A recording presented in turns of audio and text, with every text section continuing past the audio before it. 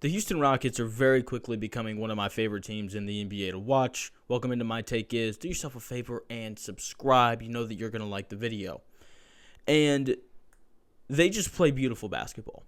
There's just no way around it, and you can see it. They are first in the NBA in offensive rating. They are seventh in defensive rating. They are second in net rating, only to the Oklahoma City Thunder, who may very well be the best team in the NBA again this year. But I love this Houston team, and I think that they're doing one thing that's so importantly well. Kevin Durant's not overly involved in everything. If you watched him, last year at Phoenix, he's bringing the ball up the floor, and he's running the offense, and he's having to make all these decisions, which he's Kevin freaking Durant, so he's more than capable of doing those things. But you don't want him doing all those things I think he's, 37, 38 now? You don't want him having to do all those things. You want to be able to rest him within the season and call on him late in games and say, hey, man, we need 3 buckets here down the stretch. Can you go get them for us? And because he's Kevin Durant and he's one of the 15 best basketball players in the world, he can still absolutely do that for you.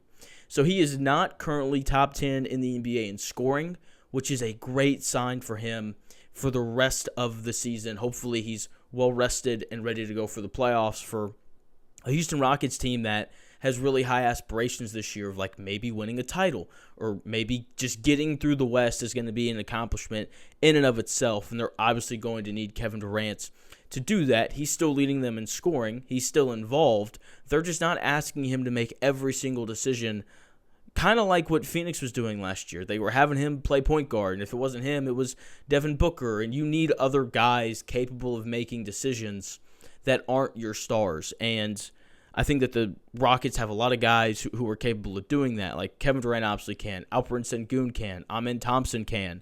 I think Jabari Smith Jr. is a good decision maker. Reed Sheppard, there's some high moments. There's also some really low moments. But he's a guy who is capable of bringing the ball up the floor and running your offense. And so you need other guys like that around your stars. And the Houston Rockets absolutely have it. And that is a great thing for them just over the course of the season. Speaking of Alperen Sengun, this guy's just a stud. Averaging 23 points, 9 rebounds, and 7 assists per game. Also averaging about 2 steals and a block. I just love his game, man. I don't know if you watched them play Dallas, but down the stretch, they just kind of gave Kevin Durant the ball. They'd have Alperen Sengun set a screen.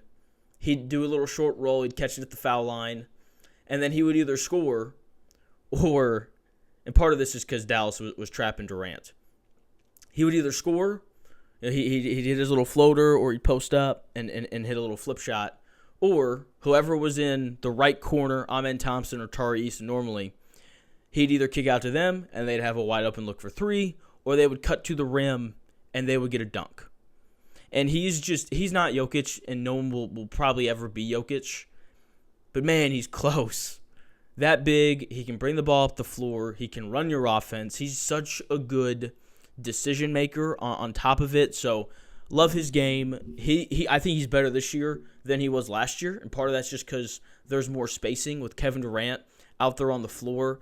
I know that Amen Thompson's only shooting 14% from 3, but I think the form is better, and I do think that the makes are going to come around a little bit more often this year than they did last year. So the extra space for Alperen Sengun is huge, and it's allowing him to kind of, I don't know if he's gone up a full level, but he's definitely moving in that direction. And look, they've only played 6 games, so let me not get too far ahead of myself here. But I love what Sengun's doing to start the year, just making great decisions, being where he's supposed to be on defense. And most importantly, he's making shots. He's shooting 47% from 3. And that's probably why it feels like he's gone up a level, just because the shooting has just been uber efficient to start the year. So love his game. He and Kevin Durant paired together just works really, really well. So I love that. Let's talk about everyone's favorite young player, Amen Thompson. There's a very short list of players in the NBA who have the ability to be incredibly impactful without having the ability to shoot. And Amen Thompson's one of them. He's Houston's 3rd leading scorer. He's at 17 points a game, 6 rebounds, and 5.5 assists. He's an absolute terror on defense. Dude just gets in a stance, and it's like, oh, Amen Thompson's in a stance. Like, I'm not even going to try. Let me just give the ball up before I turn it over. And then you pass it to the guy being defended by Tari Eason, and then they kind of do the same thing. And so Amen Thompson's ability to impact the game without being a good shooter is so impressive. With that being said, I do think that this jump shot, that his jump shot this year looks better. It doesn't look great. He's only shooting 14% from 3 to start the year. To be fair, I believe he only shot like 11%. He shot 20. That's for his career. Let me get this up here. He shot 28% last year from 3. On 1 attempt a game, he's taking more. He's up to two attempts a game now, which obviously isn't like a ton, but I appreciate that he's a little more willing to take jumpers, and that's going to be a big deal for Houston. If he can get up, if he can get to around like 33%, that would be so big for Houston. It'd make him easier to play, especially in the playoffs, because, look, he's impactful enough that even if he can't shoot, like, he's going to find a way to make winning plays, and that's why he gets minutes in the playoffs. But, man, it'd be really nice if Houston didn't have to worry about playing 4-on-5 when they're on offense because Amen Thompson can't shoot. So, hopefully, he just keeps getting them up. Let him keep shooting, right? Like, this team is elite on defense. Once again, 7th in defensive rating to start the year.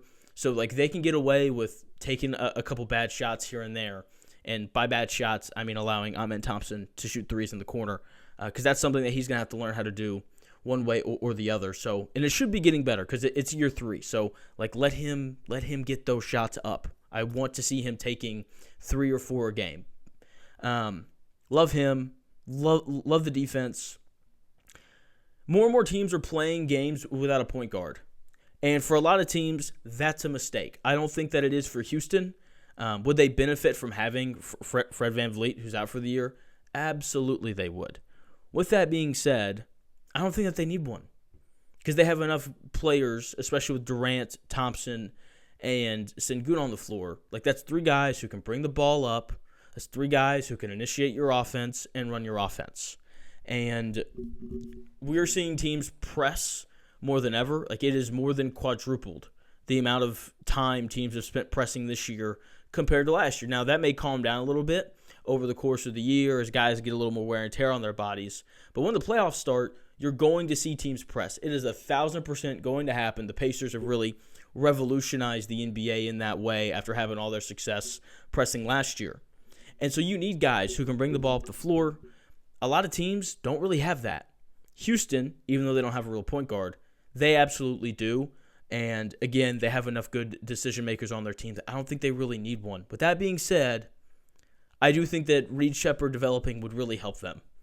Just to have a real point guard, to not have to rely on Amen Thompson, Alperen Sengun, and Kevin Durant to play point guard would be really nice sometimes, just to kind of give them a break, because running the offense and just mentally can be taxing over the course of a long time. So having Reed Sheppard kind of develop into a more consistent player, because there are nights where I watch Reed Sheppard and I'm like, yeah, I really like this. And then there are other nights where I watch Reed Sheppard and I'm like, this isn't good. Looks like he needs to go spend a little more time in the G League. So he's supposed to be a great shooter. That's supposed to be part of his claim to fame, and he is to start the year shooting 42% from 3 on 5 attempts a game. That's a really good number to be at, and if you shoot it that well, then you're going to play. But the handle just doesn't look quite as tight as it needs to be. He gets stuck. He'll dribble himself into trouble a little bit too often. He's only shooting 32% on 2s.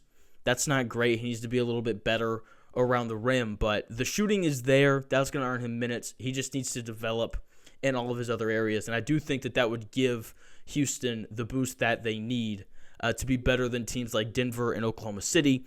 I do think Denver, Oklahoma City, and Houston are the 3 best teams in the West. You may disagree. That's fine. There's a lot of good teams out West. That's why the development of players in season like Amen Thompson and Reed Sheppard is going to be so important for Houston, especially when you know that you're going to have to deal with Oklahoma City at some point, who's going to press the crap out of you. So, love this team. They are so much fun to watch, and I'm really hoping we get a Houston-Denver series and then a Houston-Oklahoma City series, because those would just be so much fun to watch. Both of those teams battle it out for a 7 full game. So that's going to do it for the video. Thank you for watching. Subscribe if you're new. I'll talk to you again soon.